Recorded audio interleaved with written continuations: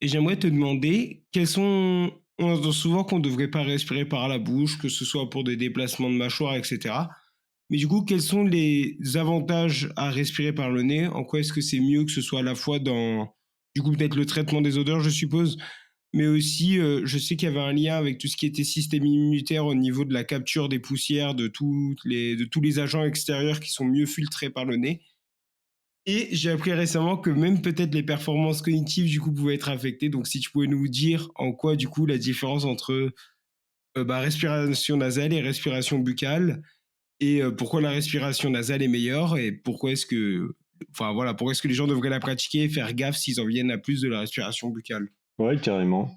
Alors déjà, je pense que c'est très intuitif l'idée que pour faire du lien avec tout ce qu'on disait avant, les molécules odorantes, si on respire par la bouche, ne vont pas atteindre notre système olfactif. Alors ça, c'est vrai et faux dans une certaine mesure, dans le sens où on parle d'olfaction orthonasale et d'olfaction rétronasale. Orthonasale, ça veut dire les molécules odorantes arrivent par nos narines et viennent se fixer sur notre muqueuse olfactive et activer notre système olfactif. L'olfaction rétronasale, c'est l'idée que oui, par la bouche, comme ça se passe par exemple quand on mange et quand on déglutit, eh ben, il va y avoir certaines molécules de notre nourriture qui vont passer qui vont remonter en fait derrière le palais et venir activer notre système olfactif, mais ça reste quand même minoritaire par rapport à l'olfaction orthonasale.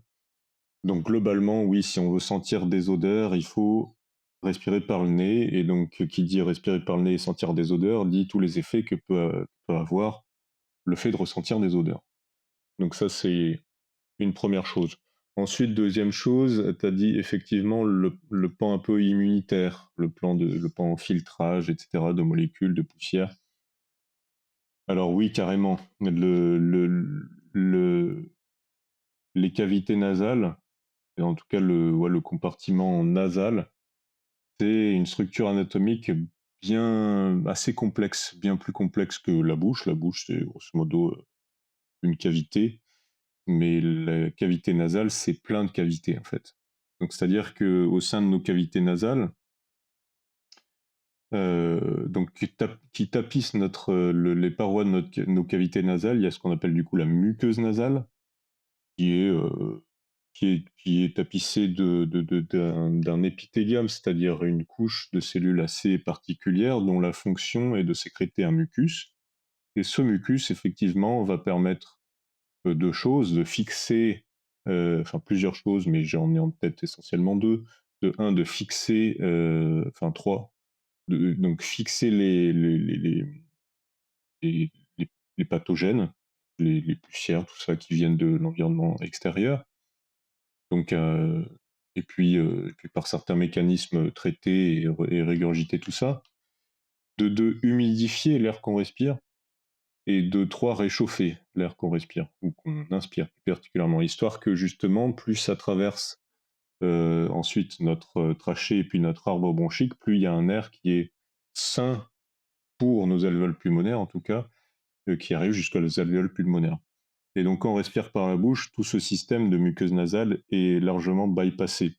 Et donc on a un air en quelque sorte moins sain pour nos alvéoles pulmonaires qui arrive jusqu'à nos alvéoles pulmonaires. Donc un air bien humide, bien chaud. Donc pourquoi? Parce qu'effectivement, il faut imaginer que on a nos cavités nasales, certes, mais au niveau de nos cavités nasales, on a des cornets olfactifs, on a trois paires de cornets olfactifs, c'est des espèces de labyrinthes de muqueuses. Donc en gros, une façon un peu intelligente qu'a trouvé la nature pour nous créer pour augmenter la surface de notre muqueuse nasale, donc mettre des petits labyrinthes au travers desquels l'air est obligé de passer pour venir se faire réchauffer et humidifier. Et puis aussi, on a nos sinus, donc sinus maxillaires, sinus ethmoïdaux, sinus frontaux, c'est-à-dire des espèces d'extensions de muqueuse nasale qui viennent combler l'intérieur de certains de nos os maxillaires, ethmoïdes et frontales, et dont la fonction est là aussi de laisser de l'air venir un peu se j'allais dire s'agglutiner, en tout cas de l'air venir s'arrêter là-dedans pour venir vraiment se réchauffer, s'humidifier, etc. Et donc, voilà, comme tu as dit, effectivement, bien plus de potentiel d'une entrée nasale de l'air plutôt qu'une entrée orale de l'air, donc buccale, pour ces aspects humidification, réchauffement et dépathogénisation de l'air qu'on aspire. Et enfin, troisièmement, effectivement, la porte d'entrée nasale de l'air a un potentiel à avoir des effets cognitifs par rapport à la porte d'entrée buccale. Et donc ça, effectivement, ça a été montré assez récemment. Et la raison est super intéressante. Et d'ailleurs, l'intuition, on peut dire cocorico, parce qu'il y a un Français qui a donné beaucoup d'intuitions de pourquoi pourquoi ça peut marcher.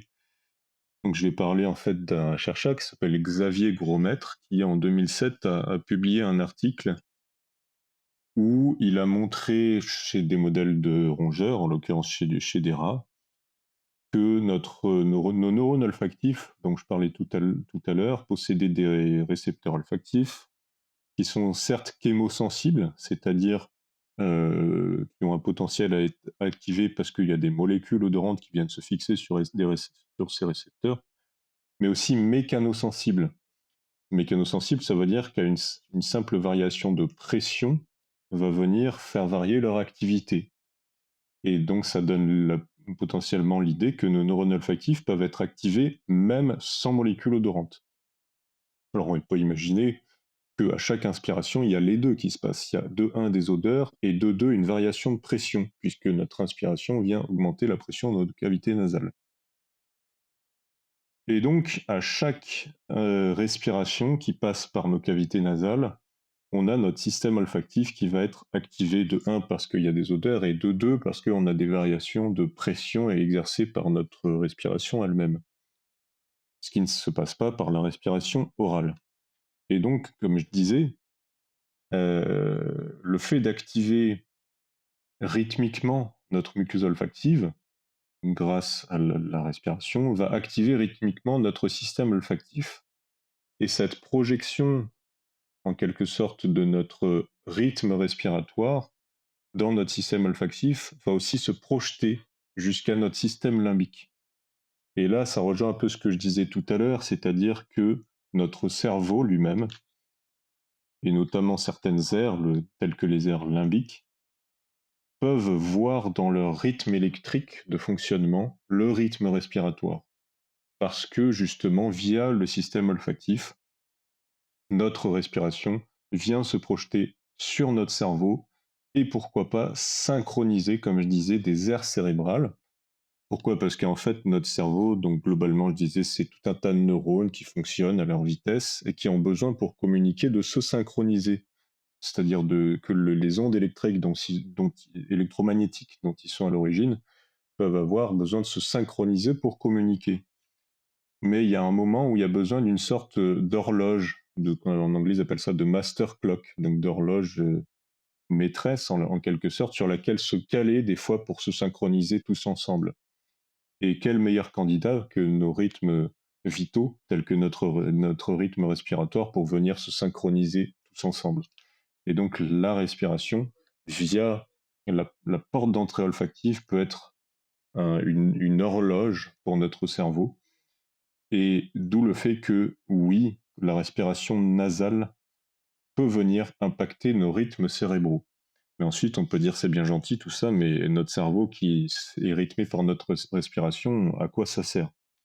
Donc c'est là qu'on peut donner de l'intuition au fait que à quoi ça sert de faire varier notre respiration d'une certaine manière quand on fait de la méditation, du yoga, etc. Et donc là, on donne l'intuition que oui, on peut modifier notre fonctionnement cérébral en respirant d'une certaine manière, c'est-à-dire par la porte d'entrée nasale et d'ailleurs aussi par une respiration profonde, ça veut dire lente et ample, qui vient particulièrement impacter notre système olfactif et notre cerveau.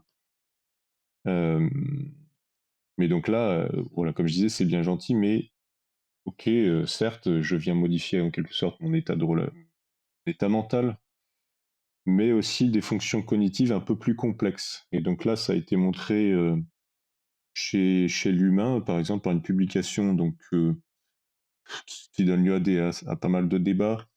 Mais en 2016, Christina Zelano, une américaine, a montré par des enregistrements chez l'humain que oui, la respiration nasale avait, par rapport à la respiration orale, avait de un pour potentiel de moduler nos activités cérébrales sur notre respiration, donc de caler nos activités cérébrales sur notre respiration, et de 2 que les fonctions mnésiques, donc d'encodage des souvenirs et de traitement des émotions, en tout cas de reconnaissance émotionnelle, mmh, dépendaient en quelque sorte de la voie d'entrée de notre respiration. En l'occurrence, elle a montré que les fonctions mnésiques et les fonctions de reconnaissance émotionnelle, c'est-à-dire sur des visages humains, étaient meilleures en conditions de respiration nasale qu'en conditions de respiration orale.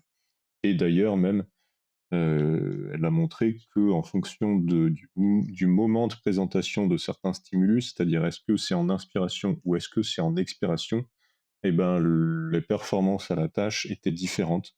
Donc là aussi, il y a un effet de la respiration sur la fonction cognitive. Et donc, il est amplifié par une présentation nasale de courant air respiratoire plutôt que par une respiration buccale. Et tout à l'heure, tu nous as présenté rapidement le système autonome avec du coup le système parasympathique et sympathique. Mais quel lien est-ce qu'il va y avoir du coup, parce que là tu parles aussi des émotions, du rôle de la respiration dans la détection des émotions. Et donc, quel lien est-ce qu'on va pouvoir avoir entre du coup la respiration nasale ou la respiration buccale, enfin un pattern de respiration, et la régulation émotionnelle, notamment du coup au travers du système autonome.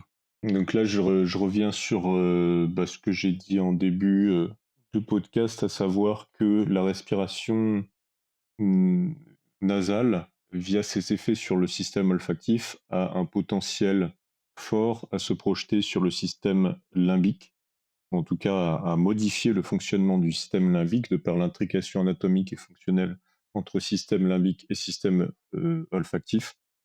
Et donc la respiration nasale a un potentiel fort à modifier notre état émotionnel et notre encodage des souvenirs, en tout cas les fonctions mnésiques. Par opposition à la respiration d'origine buccale. Et donc, notre système limbique lui-même est en lien avec, très fort anatomiquement et fonctionnellement, avec l'hypothalamus, qui est une zone de notre cerveau qui est la tour de contrôle de tout un tas de choses, c'est-à-dire de nos rythmes circadiens, et d'autres choses, mais aussi de notre système nerveux autonome. Certains noyaux, c'est-à-dire certains groupes de neurones de notre hypothalamus, sont dédiés à la genèse des rythmes qui permettent de réguler le tonus du système nerveux parasympathique, et d'autres noyaux sont dédiés à la régulation du tonus sympathique. Et donc de là, on peut imaginer que un courant d'air nasal, en tout cas une respiration nasale, a plus un potentiel à impacter le système limbique et par suite notre hypothalamus et donc notre système nerveux autonome que notre respiration orale.